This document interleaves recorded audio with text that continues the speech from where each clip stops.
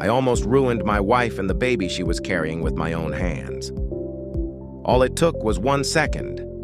I ran into the kitchen, grabbed a knife, and went straight to the bedroom. There was only one thought in my head. She had betrayed me. I pushed the door open, and there she was, alone in bed, the blankets messy but sound asleep. The next thing I felt was a brutal hit to the back of my head, like someone had struck me with a hammer. I staggered, turned around, and only managed to see a silhouette running toward the door. I tried to chase him, but the blow knocked my balance out. My body wouldn't respond. The guy grabbed his shoes and shirt and bolted. I didn't even get a good look at his face. He vanished. I went back to the bed, and I was seconds away from killing her. Rage exploded in my head.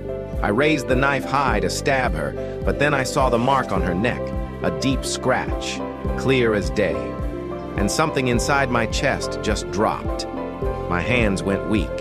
The knife slipped from my fingers and hit the floor with a sharp thud. I started shouting her name, shaking her, but she wouldn't wake up. It was like her mind had been shut off. I picked her up and rushed her to the hospital without thinking. There, the doctor told me something that froze my blood. She had been knocked unconscious with a strong anesthetic.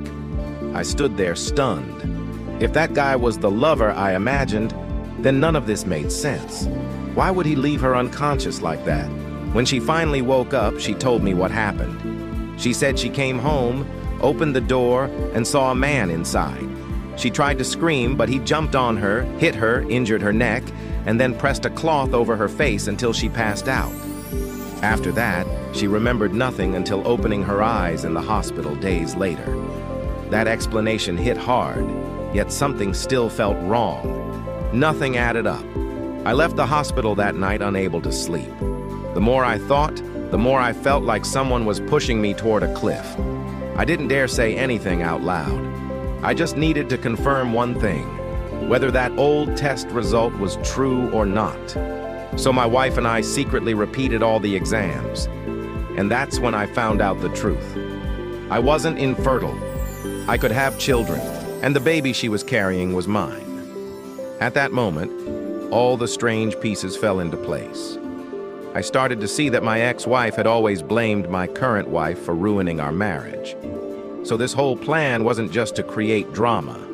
It was to make my wife disappear and make me live with a guilt impossible to erase. I almost walked right into the trap she set. I was one step away from killing my wife and my unborn child with my own hands. That's what she wanted, revenge.